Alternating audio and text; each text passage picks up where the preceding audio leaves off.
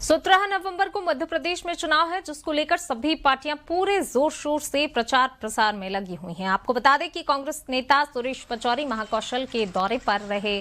पचौरी ने यहां के नरसिंहपुर जिले के तेंदुखेड़ा, गाडरवारा और गोटीगांव विधानसभा में प्रत्याशियों के पक्ष में डोर टू डोर प्रचार किया। इस दौरान मीडिया से बात करते हुए उन्होंने बीजेपी के बड़े नेताओं को चुनाव मैदान में उतारने को लेकर तंज भी कसा और दावा किया कि महाकौशल सहित पूरे प्रदेश में कांग्रेस की जीत स्पष्ट दिखाई दे रही है।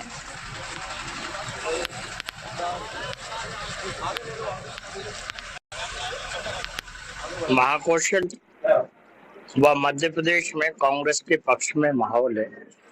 तो महाकौशल में विशेष रूप से इसलिए है कि हमारे नेता कमलनाथ जी महाकौशल से जुड़े हुए हैं।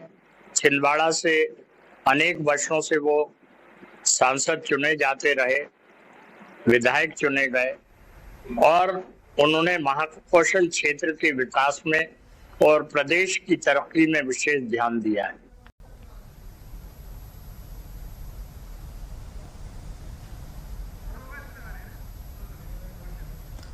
तो 17 नवंबर को मध्य प्रदेश में चुनाव होना है और जिसको लेकर लगातार पार्टियां पूरे जोर शोर से प्रचार प्रसार में लगी हुई हैं। आपको बता दें, कांग्रेस नेता सुरेश पचौरी महाकौशल के दौरे पर रहे।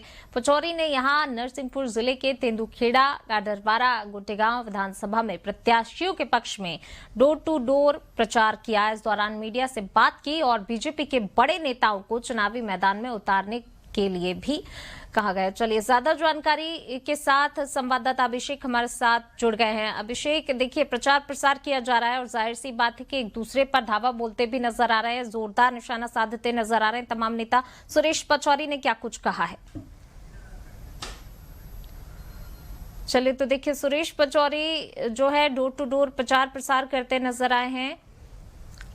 ज्यादा जानकारी के साथ अभिषेक हमारे साथ जुड़ गए हैं। अभिषेक, देखिए, मध्य प्रदेश में लगातार सियासत गरमाई हुई है, प्रचार प्रसार भी किया जा रहा है और इसी बीच तमाम नेता जो एक दूसरे पर वार पलटवार करते नजर आ रहे हैं। सुरेश पचौरी ने क्या कुछ कहा है?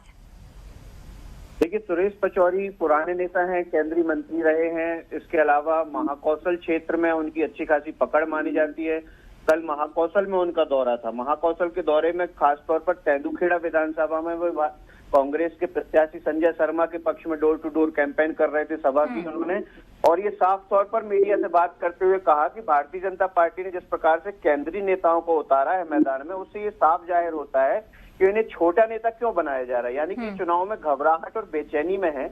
उन्होंने साफ तौर पर कहा महाकौशल रीजन ही नहीं बल्कि मध्य प्रदेश के सारे रीजन में कांग्रेस के पक्ष में माहौल दिखाई दे रहा है और कांग्रेस की ही सरकार बनेगी। जी बिल्कुल, यहाँ पर अपनी अपनी जीत का तमाम नेता दावा करते हुए नजर भी आ रहे हैं। अगर बात की जाए जमीनी हकीकत, तो कितनी कांटे की टक्कर यहाँ पर नजर आती है? क्या जो टक्कर हमें 2018 में देखने को मिली थी, एक बार फिर 2023 में भी देखने को मिलेगी?